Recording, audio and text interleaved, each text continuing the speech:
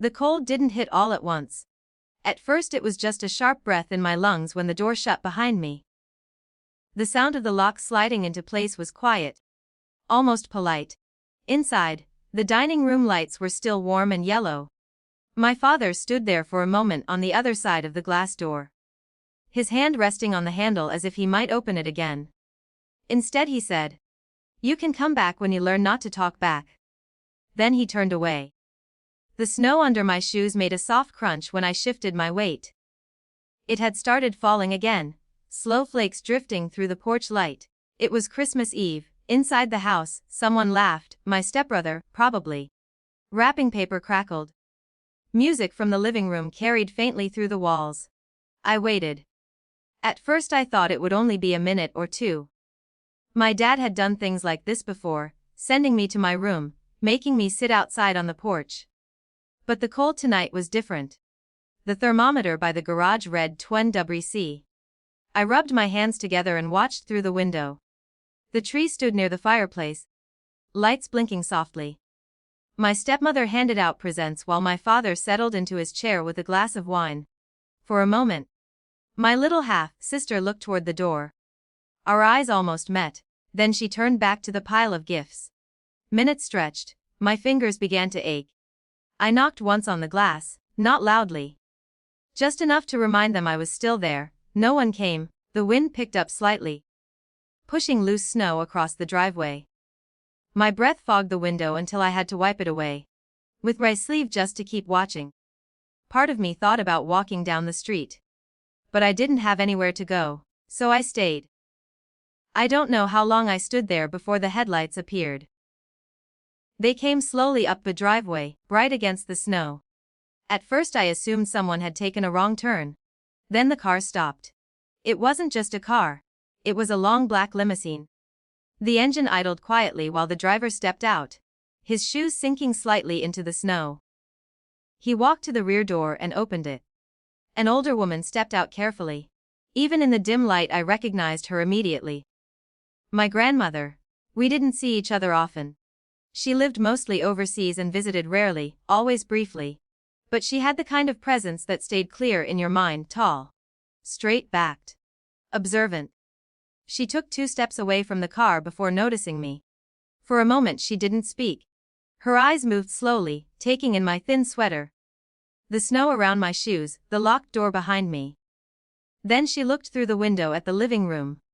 Inside, my family was still opening presents. The driver spoke quietly. "Ma'am." She raised one hand slightly to stop him. Her gaze returned to me. "How long?" she asked. I shrugged. I didn't want to sound like I was complaining. She nodded once, almost to herself. Then she turned her head toward the house again. The warmth, the laughter, the people inside who hadn't noticed the limousine yet. When she spoke, her voice was calm. "Demolish." The driver hesitated slightly. "Ma'am." "The house," she said, not loudly, just clearly. He pulled out his phone without another question. A few seconds later the living room curtain shifted. My father had finally noticed the headlights. He walked to the window, his face tightening as he saw the car. Then he saw her. The door opened so quickly it slammed against the wall. "What are you doing here?" he demanded. My grandmother didn't answer immediately. Instead she walked past him and stepped inside. The heat from the house rushed over me like something unreal. But I stayed on the porch. Through the doorway I watched them. My father's voice rose. "You can't just show up unannounced." She turned toward him slowly. "I arrived 10 minutes ago," she said. Her voice carried through the hallway. "And your son has been standing outside the entire time." My father glanced at me briefly, then back at her. He was being disciplined. "For what?" he talked back. Silence filled the room. My grandmother looked around the living room. The Christmas tree, the open gifts, the wine glass in my father's hand. Then she looked back at him. "This house," she said slowly, "was purchased with my money." My father's mouth opened slightly. "You transferred ownership years ago," he said quickly. "I transferred residence," she corrected. Her voice stayed calm. "The land remains under my holding company." The room felt suddenly smaller. She turned toward the driver, who now stood in the doorway with his phone still in hand. Contact the firm in the morning, she said. Begin the redevelopment process. My father stared at her.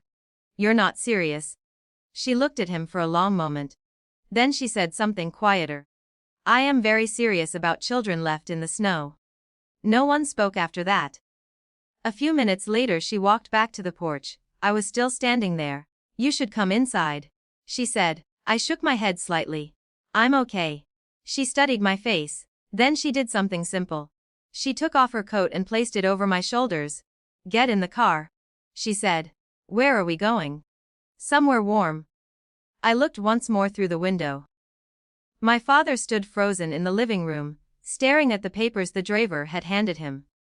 For the first time all night, he looked uncertain. My grandmother rested a hand lightly on my shoulder.